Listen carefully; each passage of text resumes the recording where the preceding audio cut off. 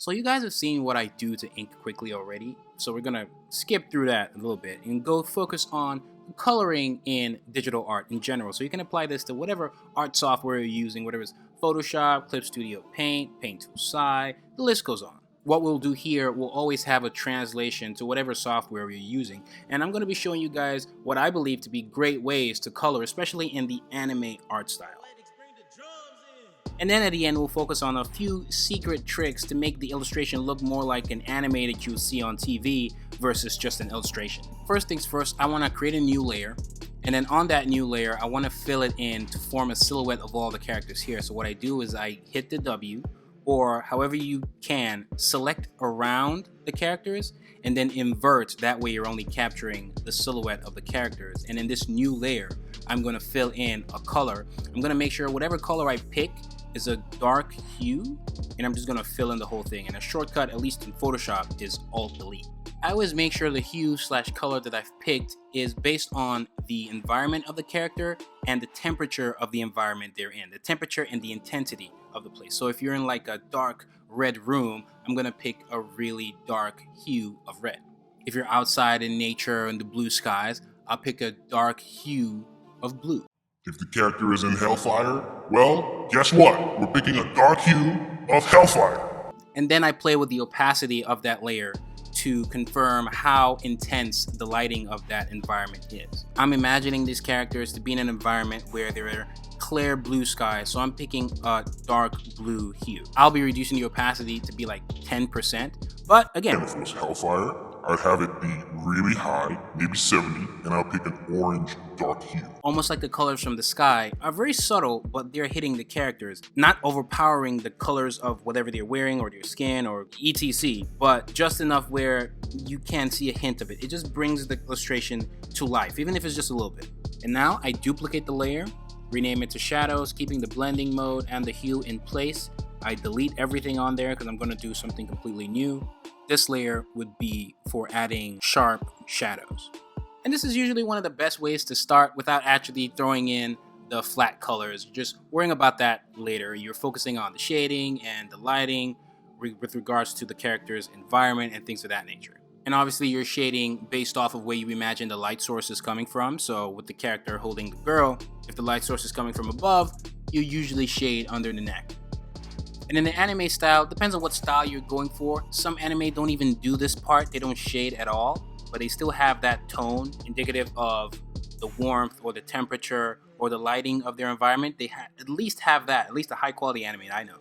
But in general, if they have this extra tone, this extra shading, you find that they shade under the jaw a lot. They shade the top side of the eyes, like the white in the eyes. They shade the top side of, say, the white in your teeth, in the character's teeth, or whatever the color of the character's teeth is.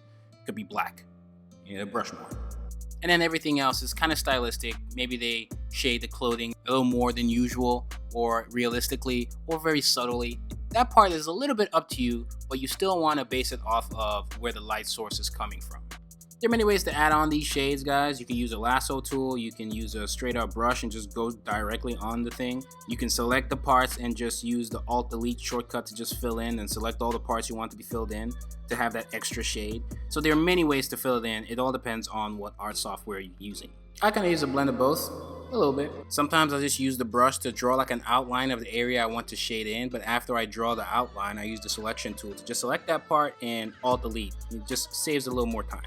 Another thing I do is sometimes add an effect on a new layer. So I create a new layer here. You see one of my characters, Sano from Apple Black. I'm using a light color, in this case, straight up white, and just going over parts, drawing up the symbol for the Erotis arm. That's from my manga, again, Apple Black. And then I double click on that layer and it'll open up a new box. So I hit outer glow and then I play with the blending mode as well as the opacity based on how intense I want that glow to be. You can play around with the other settings that has all the effects for me to use, where it could be the strokes, inner glow, outer glow, but here I want an outer glow because I want and I think the more you play with it, the more used to it you'll become.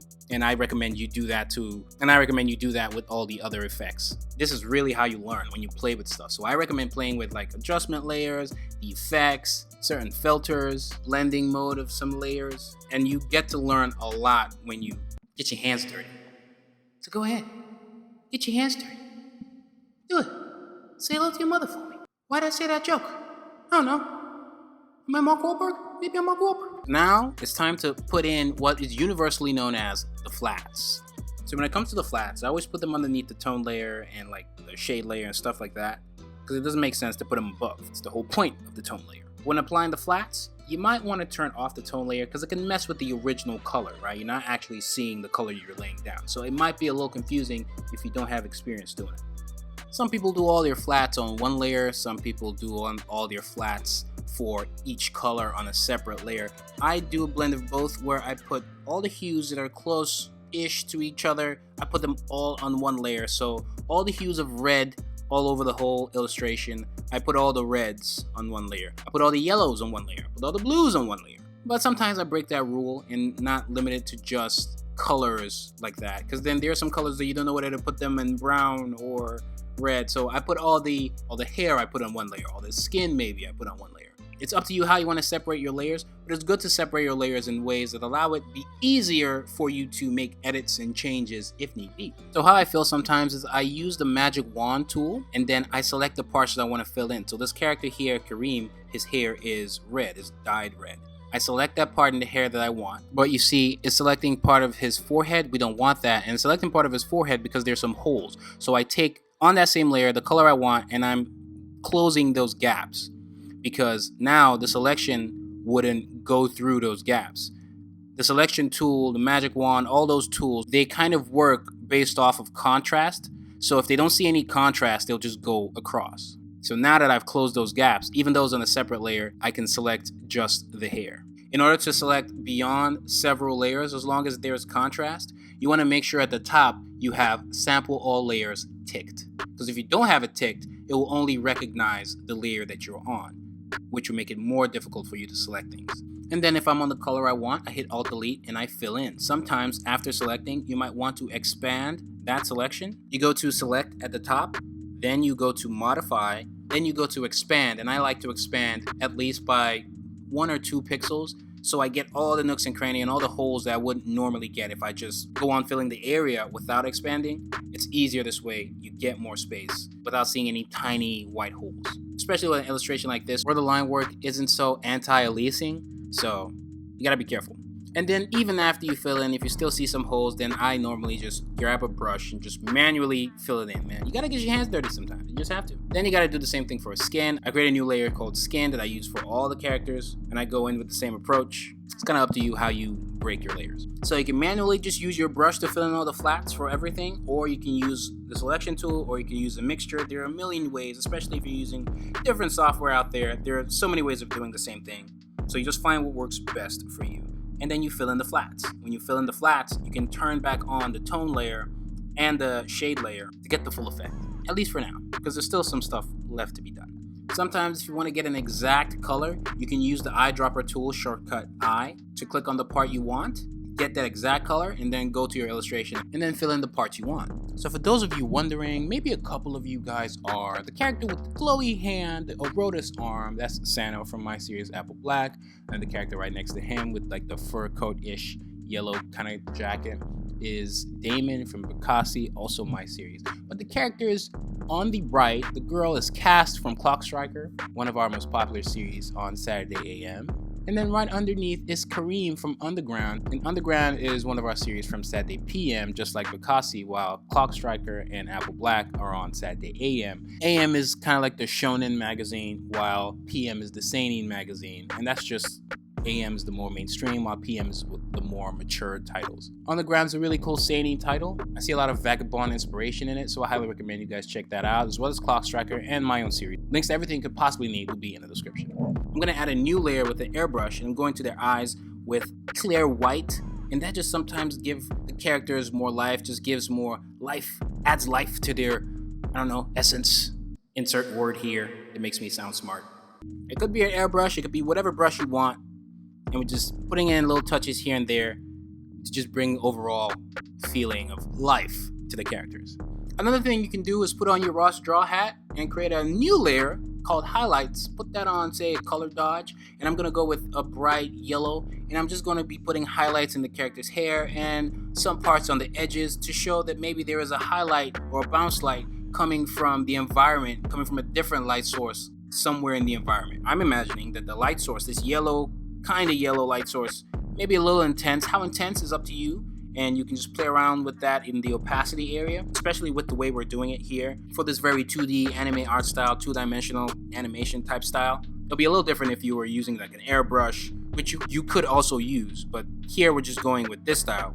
And I'm imagining there's like a yellow light source, maybe like a yellow wall behind them or a yellow light behind them that's forming these bounce lights. And I'm just going around the edges, filling in the parts I want. Sometimes you can actually turn off all the flats, because what you can do is organize your layers, and I put all the flats in one folder, and I can just turn off that folder so I can see all the tone. And if I want to see the tone a little clearer, even though I'm going to reduce the opacity later, I can increase it a little bit here so I can see the highlights that I'm laying down, knowing fully well that I'll reduce it and turn on the flats later. And I'm just putting in the highlights and making sure the blending mode is on color dodge, and then we're having fun. Now I'm just gonna add in a yellowish background to help enforce all the highlights that I placed on the characters. Somewhat of an observational tutorial here. You guys can look a little closer on what I'm doing with the layers and blending modes and all that cool stuff. And you can do cool stuff on your own if you're kind of following me step by step with this video.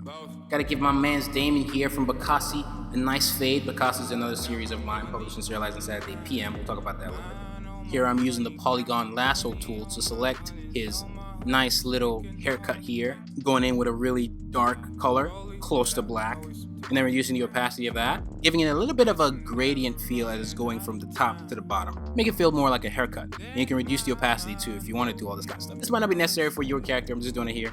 You can also use a quick mask, but I don't want to go into this stuff. Maybe I'll save this for a different video because it might get a little too complicated. But at this point, we're just doing like the final touches, making sure the illustration looks as good as we want. And then after that, you're done for the most part. To recap, we went from sketch to line art to adding the tone, shading, and then we added the flats, and then little effects and highlights. And then you're done for the most part, but there's one tiny thing left. I'll talk more about this secret feature that you can create a filter to make it feel more like an anime you see on TV, or just 2D animation you see on TV in general, where literally you select everything on the layer. You select every layer, and you can hit the first layer at the top, then hold shift and hit the one at the bottom, right click, and then hit duplicate, because you always want to have two copies, one that you can always go back to and edit so you don't lose the original files. And then with the new duplicates, you merge them all. Then you duplicate that merged layer, this new layer you've merged, and then the layer on top, you want to select everything, put a Gaussian filter, Gaussian, who cares how it's pronounced at this point? Who cares? Do you really care? Do you care that I know how to pronounce it? You don't. Moving on, about like 30% or maybe 40%. And then you change the blending mode of that layer to lighten, and then you reduce the opacity of that layer to like say 40. The higher the opacity, the more it looks like a typical flashback scene you see in anime. So that's that. Then you have this nice little anime TV effect. And really you're trying to mimic what would happen after animations are usually done. Then they go to like a software like say After Effects, where it goes to compositing. And during that compositing phase is where things start to look a little nice. And so we're trying to mimic that with this filter. We're just recreating it here in Photoshop. But you can do this in any software, Clip Studio, Paint, whatever. And that's it. That is all.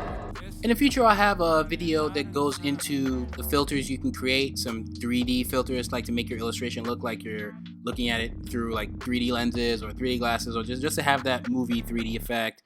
We'll go over this effect a little more and all the other effects that you can play around with, maybe old school anime and creating stuff like that in whatever software you're using. And I'll have that for a future video. So United States, to smash that subscribe button, like button, and hit that bell so you stay notified each time I upload absolutely anything. If you want to win an iPad, Apple Pencil, and more, enter the craziest art contest online, March Art Madness 2020, registration ending soon. Tell any artist you think is skilled enough to pull it off and might be interested. This year is going to be the biggest one yet with a lot of sponsors. Links to where you can check out all the details will be in the description as well, including my social media, Saturday AM social media, Instagram, Twitter, all that good stuff will be in the description. Please check out all my videos. Shout out to the 2.5 people that made it to the end of this one and all the people that have been watching my recent videos. This illustration is actually done really quickly to help promote our Saturday AM mobile app, where we publish the world's most diverse manga anthologies. The app is free. The latest issues of Saturday AM are also free, so go check that out. You can support us by getting a subscription to have access to all of the magazines that we have on the app. A few in-app purchases here and there so you can catch up to your favorite series. But the series essentially run in our Shonen Jump style magazines. It's at the AM, PM, Fan Art Friday, Brunch is a new one that we're launching. The app's free to download, and the latest issues of these magazines are free on the app, so go get it. Get 2 free months of Skillshare. You're welcome. I appreciate it a great deal. So I'm Manga, and I'm outie!